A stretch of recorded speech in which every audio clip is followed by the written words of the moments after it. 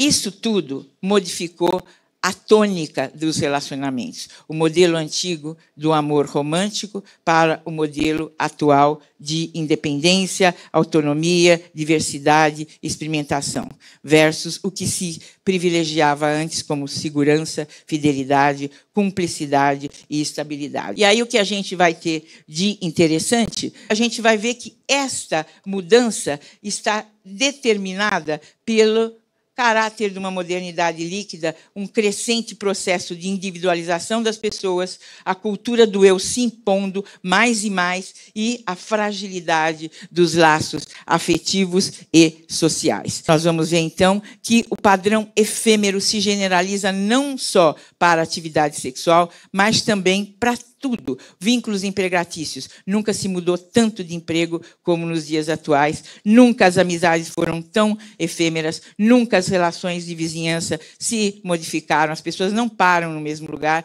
mudam de cidade, de país, e as relações familiares acabam tendo laços bastante tênues também. Essa grande mudança, esse grande caráter impregnou a CID-11, como nós vamos ver daqui a pouquinho. Eu trago para vocês o que a geração Y me revelou nas pesquisas que eu fiz, estudos populacionais, mostrando que quem faria sexo só por atração a uma geração passada seria 2/3 dos homens e nem metade das mulheres, ou um pouco mais da metade das mulheres, já confessavam que fariam sexo só pelo sexo. No modelo atual, cada vez mais nós vamos ter práticas ditas perversas, que são motivadas pela curiosidade. Nós vamos ter essas práticas que vão sendo individualizadas, vão sendo aceitas como legítimas para a busca dessa felicidade individual, e o conceito de infidelidade vai sendo flexibilizado. Se eu faço sexo virtual, eu não estou sendo infiel, porque eu não estou tendo conjunção carnal com ninguém, e também exortadas para serem exibidas as atividades mais íntimas, assim como o nudes, que acaba sendo, de fato, algo que vai se tornando uma prática natural, uma prática que não choca mais ninguém. Ela chega a ser de alguma forma, cômica, se não fosse trágica, muitas vezes, em função do que se pode exibir sem permissão, sem autorização de quem foi, de alguma forma, que acreditou no outro e que se apresentou na sua intimidade para o outro virtualmente. O que a gente vai vendo, então, nos últimos tempos, que a internet vai tomando conta, a acessibilidade, o baixo custo, a privacidade com que eu tenho facilidade de fazer sexo pela internet, vai me levando, se eu tiver predisposição, à compulsão sexual.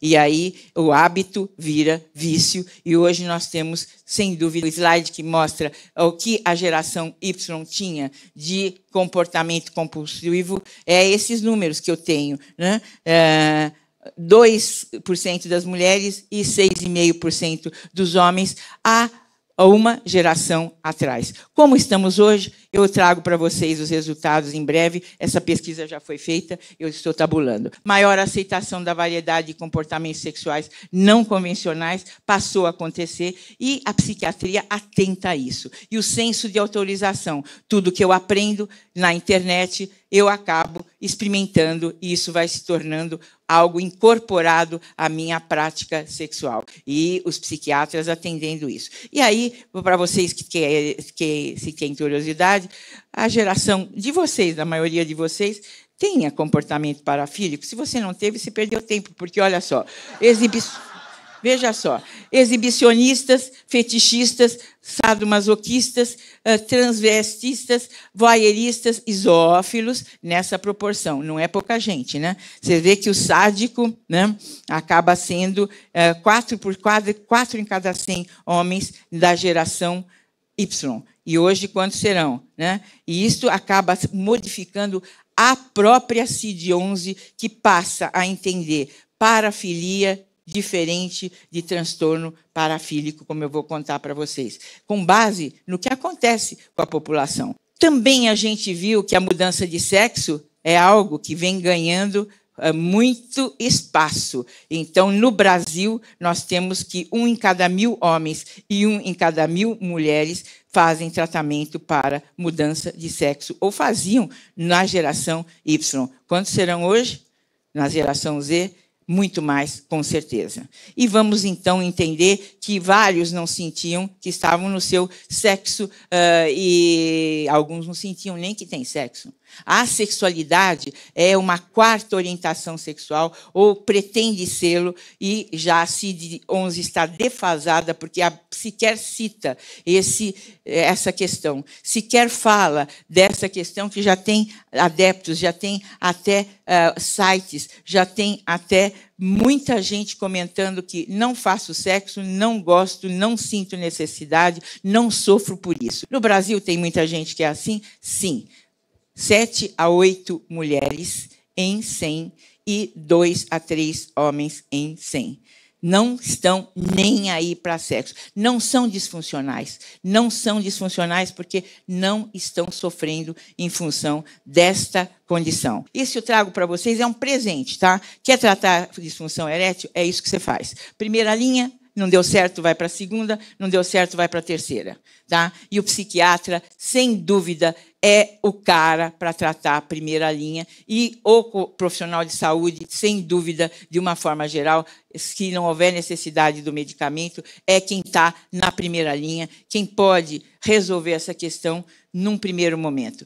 Até na segunda linha, a gente tem a condição de atender, né, com esses dispositivos a vácuo, não aconselho que você, porque aquilo lá pode causar traumas, mas essas injeções intracavernosas, quando não funciona o comprimido, são a saída. E quando nem a injeção intracavernosa funciona, vamos, então, para a colocação de prótese. Outro presente para vocês é a próxima, trazendo, então, como você vai tratar a ejaculação precoce. IELTS é índice de tempo intravaginal. Né? Foi um pouco machista esse termo, mas foi assim que foi cunhado e eu não mudei. Você pode fazer todas essas alternativas, que eu não terei tempo, e se houver tempo nas perguntas, eu explico alguma dúvida que tenha ficado entre elas, mas é isso que a gente faz. Da paroxetina, hoje, né, é um tratamento sob demanda para a ejaculação precoce, mais usados hoje são os inibidores da recaptação da serotonina, especialmente a paroxetina, e da paroxetina, quando o uso é sob demanda. Trazendo para as mulheres, flibanserina, não funcionou. Por que não funcionou? Porque tem muitos efeitos adversos, como vocês estão vendo, e também a questão da... Nós vamos ter que pedir para a mulher não beber para poder usar a tal flibanserina. Ela fala, bom, então eu prefiro beber, porque pelo menos eu já trato a minha dificuldade de falta de relaxamento no sexo, do que ficar tomando uma medicação que vai me tirar um prazer que eu tenho e com um pouco resultado.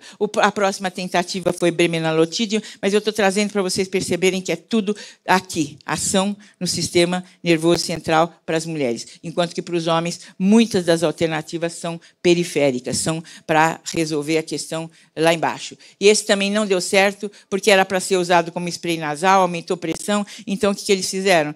Injeção. Tem que tomar injeçãozinha no subcutâneo. Toda vez que vai fazer sexo, tem que tomar uma injeçãozinha antes. Ninguém merece, né? Eu vim falar também, né, por que a CID-11 mudou em função de que a iniciação sexual no Brasil, na geração Y, muito mais feliz do que a Z, no meu conceito, começava a fazer sexo com essa idade. Meninos e meninas da mesma faixa etária, sem necessidade da garota de programa, nada contra ela é muito útil, muito importante, muitas vezes, mas aqui os dois se encontravam e resolviam começar um aprendendo com o outro, e assim era muito bom. Acontece que a iniciação sexual, então, trouxe, né, essa questão. Eu trago esse slide, já falei dele para vocês alguma vez, mas eu adoro essa piadinha, porque é assim, a geração Y me confessou que era assim que eles faziam, né? Iniciavam com o namorado e com namorada, elas muito mais do que eles, mas como?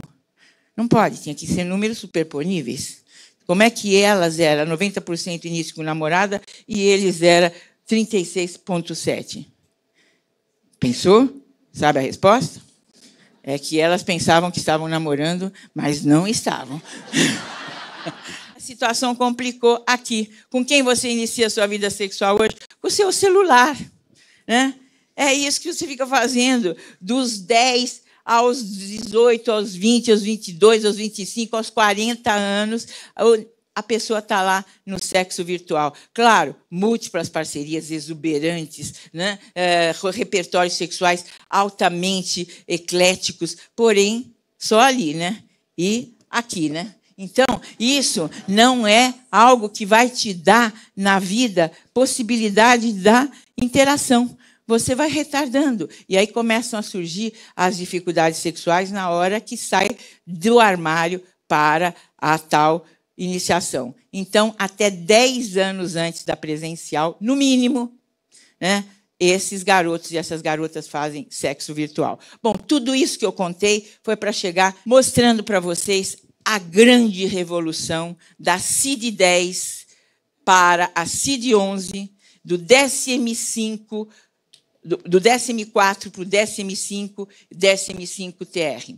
Nós tivemos, então, primeiro, as disfunções sexuais, transtornos de preferência sexual e transtornos de identidade sexual mudaram para disfunções sexuais, transtornos parafílicos, diferente de parafilia, e incongruência de gênero, diferente de transtornos de identidade. Ser trans hoje não é doença. Disforia ou incongruência, sofrer pela condição trans é o que hoje consideramos nosso campo de trabalho. Não vamos tratar alguém para deixar de ser trans. Vamos tratar para estar menos infeliz com essa condição. Esse é o nosso trabalho. Disfunções sexuais. Continua. Não, mudou muito. Disfuncional hoje é quem sofre pelo seu déficit, não quem tem o déficit. Se eu não tenho desejo e não estou nem aí para isso, não é assunto do profissional de saúde. Ele tem direito, ela tem direito de não gostar de sexo e não precisar de sexo. Deixamos de ser a vigilância, a polícia sexual das pessoas. Aleluia, aleluia. Né? E aí, uma outra questão, mais séria ainda, que aí não sei se todos vão concordar e vão aplaudir. Transtornos parafílicos diferente de parafilia.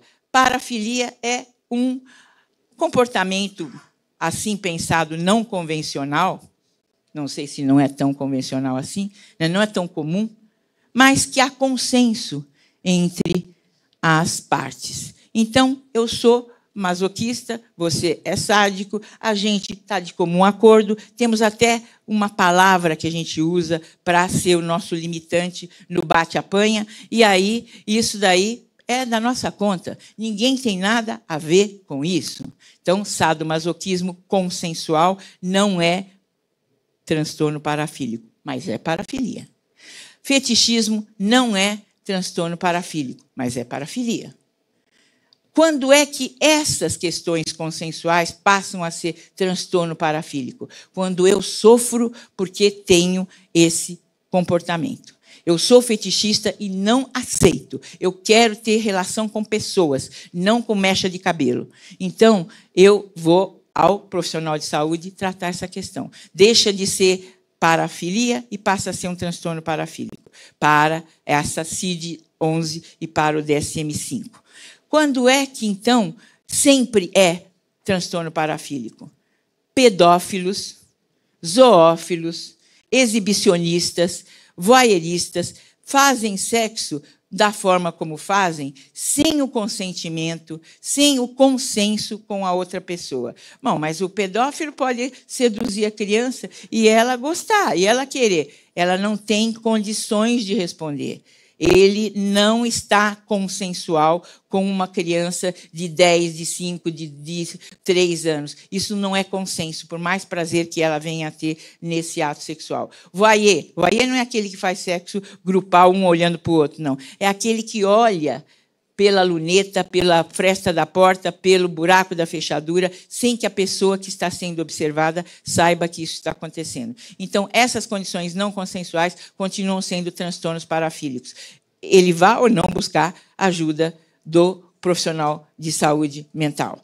E a outra questão, disforia de gênero, incongruência de gênero, só ficaram aqui esses resquícios relacionados à identidade sexual, porque senão não tinha como tratar.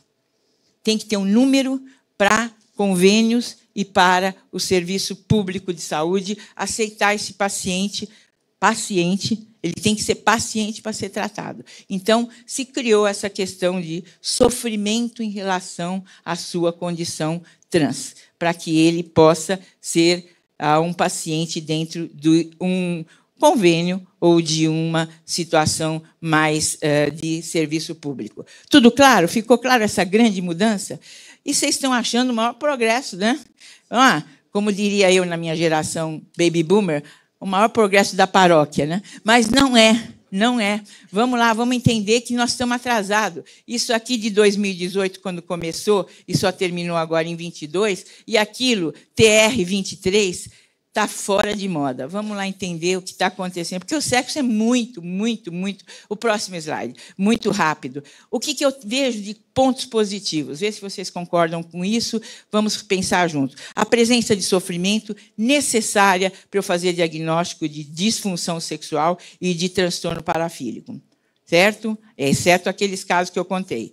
Orientação sexual, hétero, homo, bi, e assexual, você pode ser assexual, uau, né? Depois, disforia de gênero ao invés de transtorno de identidade de gênero. Estamos de acordo? Onde é que a CID-11 deixa a desejar e o DSM-5 também? Ausência de referência ao sexo virtual e todas as suas manifestações. Onde é que está? O que é o quê quando o sexo é virtual?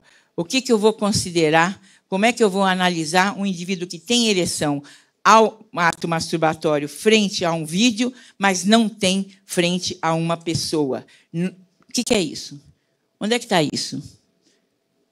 E outra coisa, está defasado. A gente tem tantas questões que não foram abordadas. Quais? Ele está incompleto. Incompleto como? Você acha que o sexo se divide em as disfunções, as dificuldades sexuais, em disfunção, parafilia e incongruência de gênero? Quanta coisa você pensou que não foi aí incorporada? Por exemplo, alguém que, de fato, tem períodos em que faz sexo e é compulsivo e, de repente, compulsão sexual não entrou ainda. Eles estão discutindo se tem evidência ou não tem evidência, e os compulsivos estão lá, Não, é transtorno do impulso para uns, não, é transtorno sexual para... Onde é que coloca isso? Mas, olha, se é tão sexual o impulso, vamos colocar no lugar onde devia estar? Não sei, precisa de mais evidência. Então, nessa história de precisar de mais evidência, nós ficamos sem evidência.